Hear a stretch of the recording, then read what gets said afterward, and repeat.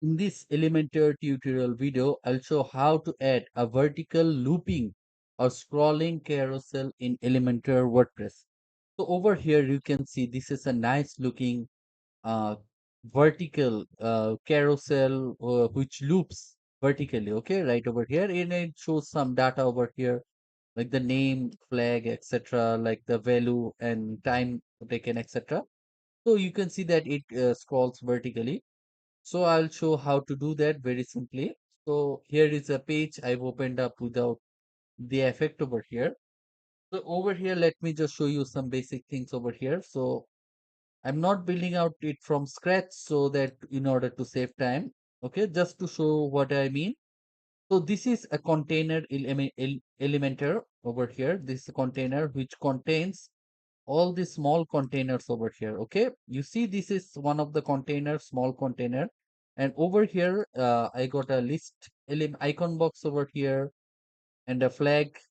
Okay, flag image over here, and over here I've got a heading element, and over here another heading element over here. So these are all inside this container, and I've also given this container a light white background and white color, light or transparent kind of white color. And when you hover over it, it changes the transparency, increases the transparency of a white color. So you see effects like this. Okay. And so what you see over here, you see that this the parent containers which all contains all these containers over here. Okay. So our main objective over here to make this container scroll. Okay. And have a nice looking effect like this. Right. So we want to have this. So in order to do that, we're going to use the CSS code over here, and I'm going to provide all of this CSS down in the description below. And this is provided by Nikolai. Okay, so this is provided to you by Nikolai over here. And so first thing we need to do is what you need to do is come over here, and we need to copy this column one over here, column one. Okay, we need to copy this, and we need to go to the parent container which contains all these small containers. Okay, go to parent container, go to settings, advanced, and then go to css id and paste this. Okay, and I can publish this in order to save it. Okay, then over here, the next what we're going to do, we are going to go over here, image one, we're going to copy this class name. So this is the class name over here, image one. We're going to copy this over here, copy, and then we are going to go to each of this small container over here, this inner container, and we're going to go to advanced and paste this class. Okay, yeah, class name over here, image one. So if we go over here, we can see that all of them have already have these class names over here. Okay, because I've already added this class name, CSS classes. Just add this class name. Then you can go over here, and I can copy this entire code over here.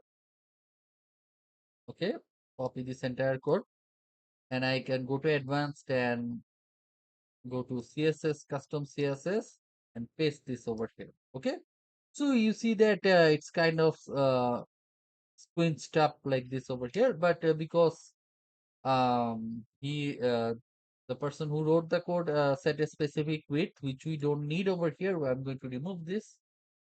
So this looks fine right now over here. Great. Now what we're going to do, we can come over here, column one over here.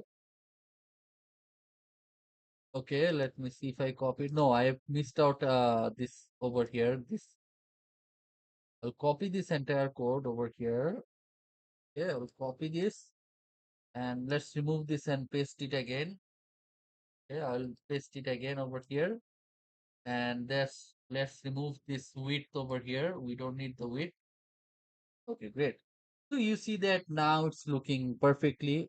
Okay, now I want to reduce the animation speed a bit, so it's already 15 seconds too long for me. I can set it to 1 second, and you see that it's much faster, but I can keep it to 3 seconds, so it is much nicer, this animation speed. I'll publish this, and I can, after publishing, I can review it, okay, over here. Okay, you see that we got this nice looking effect just using a bit of CSS code. Okay, great. So thanks to Nicholas for this kind of code. Okay. Okay. So thanks to Nicholas for providing the code. Now what we're going to do, we're going to check how it looks on tablets and mobiles. Okay. I will go to the tablet mode over here, and you see that it might need a bit more space. So I can set the width of one of these container. Let's go to the navigation container. I will set it to 100% with percentage 100.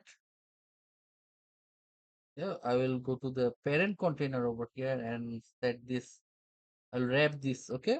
And so this goes to the bottom over here. I'll make this the other this carousel container with 100%. So it got all this nicely up like this. Okay, great. And then on mobile, we can go again in mobile and see how it looks. Okay, this is how it looks. It looks fine in my opinion. Mobile, great. So this is how the carousel, vertical carousel looks in mobile.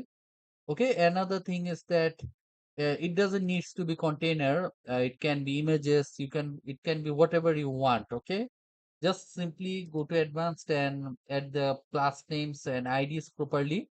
Then it will work like this one over here. So I hope that you have found this video useful. Then if you did, then please make sure to like this video and subscribe to my YouTube channel. Thank you.